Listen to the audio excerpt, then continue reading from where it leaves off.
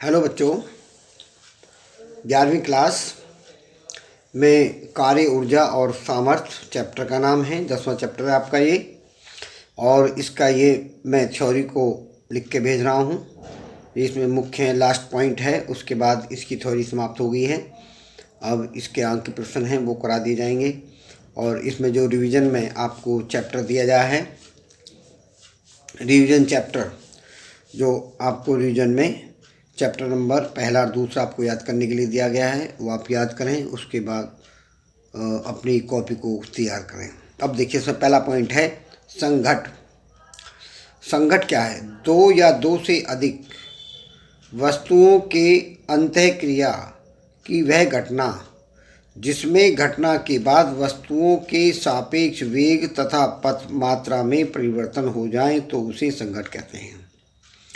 इसे शॉर्ट में ये कह सकते हैं, दो वस्तुओं के टकराने से अंतःक्रिया की घटना में उनके वस्तुओं के वेग व पथ बदल जाते हैं।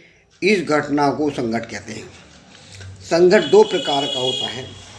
एक तो संघट होता है प्रत्याशित संघट, दूसरा होता है प्रत्याशित संघट। एक प्रत्याशित संघट होता है, लिखते हैं एक विमीय तल में प्रत्याशित संघट किस तरह से हम करते हैं। हम मान लेते हैं, माना M1 तथा M2 द्रव्यमान की वस्तुएं A तथा B का जो वेग है U1 और U2 है, प्रारंभिक वेग। संघट के बाद उनके वेग V1 V2 हों तो संवेग संरक्षण के सिद्धांत से हमने पहला जो वस्तु थी A, इसका द्रव्यमान था M1, वेग हो गया U1। दूसरी वस्तु थी B, उसका द्रव्यमान था M2, वेग हो गया U2।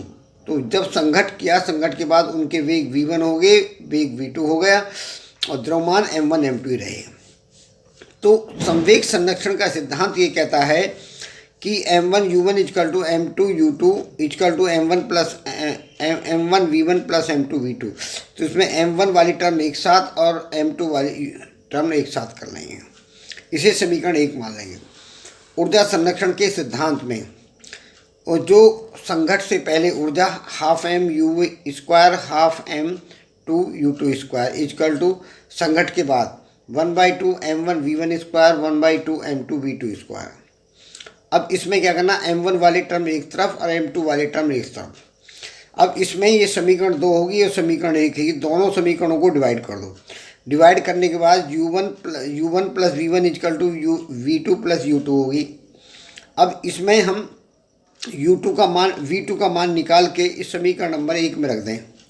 समीकरण नंबर 1 में जब हम रखते हैं तो V1 की वैल्यू आती है M1 minus M2 upon M1 plus M2 into U1 plus M2 M1 plus M2 into U2। ये इक्वेशन 4 होगी।